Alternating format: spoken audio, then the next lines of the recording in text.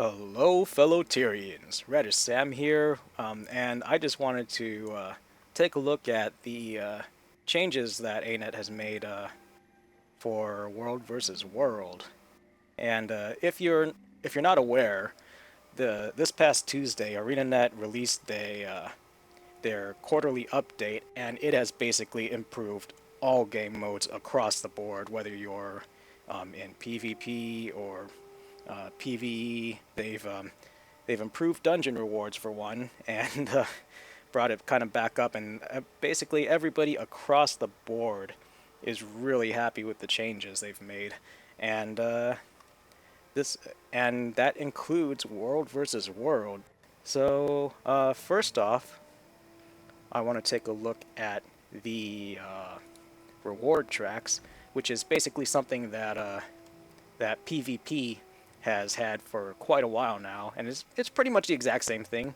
So available now, you have various dungeon tracks you can uh, earn tracks from, and basically as you earn points in World versus World, you start to fill up this bar, and at every notch, you earn various champion boxes, earn various weapons, you earn all the way up to usually an armor piece.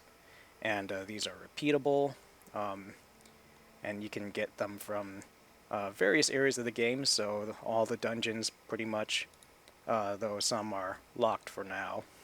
But there are also some of the Heart of Thorns maps, like Tangled Depths, and like the Silver Wastes and um, Verdant Brink. So basically, all the areas are covered for World versus World. So you can uh, be solely a World versus World player now and still be rewarded very similarly to any other game mode now, which is something that a lot of World versus World players have been begging ANET for, quite frankly, for a very long time. And I think this triumphant reward armor track is actually an exclusive armor specifically for World versus World. I think this one's it.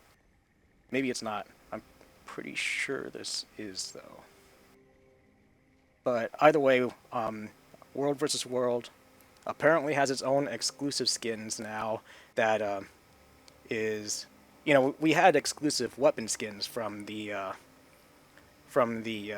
World versus World seasonal tournaments, but we only had three of those, and we haven't had that in over a year now, I think. But yeah, basically we had three of them for 1 year, and then they stopped coming all together, and there hasn't been a way to unlock those weapon skins since, and there still isn't. And those were really the only exclusive World versus World rewards that were available to World versus World players until now. So a lot of World versus World players should be pretty excited about this.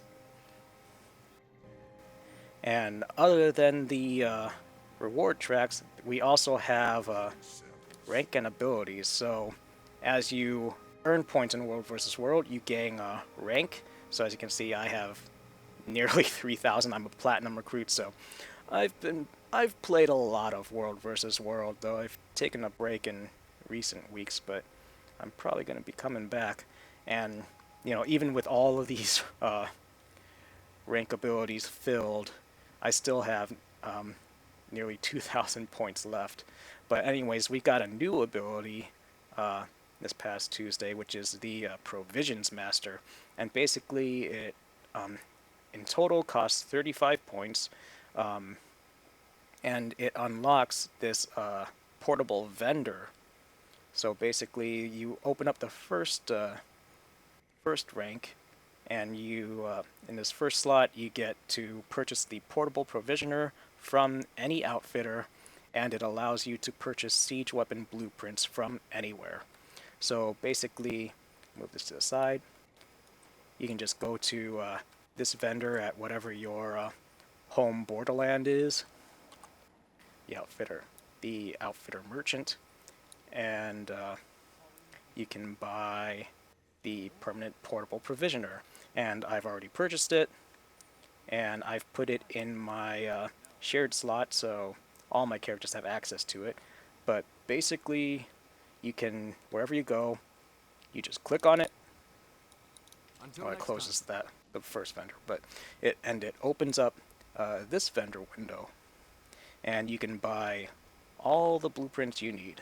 So you can either choose to use gold to buy it, or you can buy it with badges of honor, and that's pretty cool. Though no options for superior versions. I think you still have to craft those or buy it with the with that other currency, whatever that's called, the heroics one.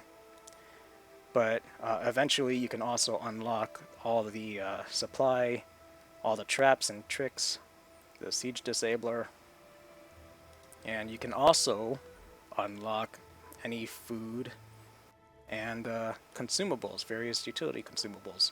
So, but they are all account bound, so when you buy this food, it is for your own personal character only, it seems like.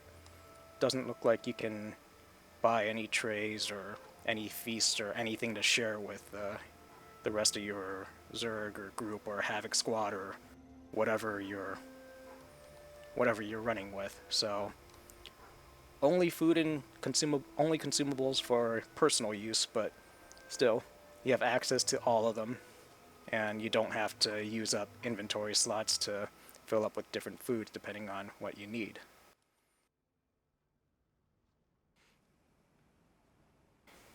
Oh, and one more change. Arenanet is apparently going to start a beta test of sorts, an open beta test in World versus World. Basically testing out alliances between different servers, effectively merging the lower population servers. Now, they haven't actually said who is being allied with who, basically to avoid this mass of match manipulation, effectively, where guilds will transfer and shift all over the place to manipulate the matches and get easy rewards and overpopulate and overwhelm specific servers. Like, and every time Anet has given enough information to do that, servers have taken advantage of that, and so Anet's being hush hush about it this time, and nobody knows who's going to be allied with who. But that's apparently going to happen today, Friday.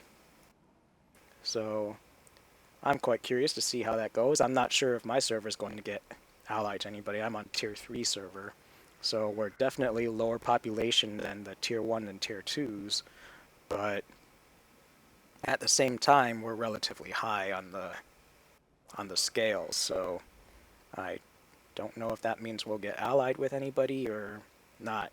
So, because apparently the higher population servers, like especially tier 1, are not going to get allies. So this weekend should be pretty interesting. And perhaps the last change to World vs. World that I'm going to talk about is the change to the commander tag. So basically you have this new members sharing participation. So basically you can assign different members of your squad to share participation, and just like the participation bar that I showed previously, now they have varying degrees of participation, even if they're scouts or defending or otherwise not actively capturing and killing things that would normally automatically give them participation.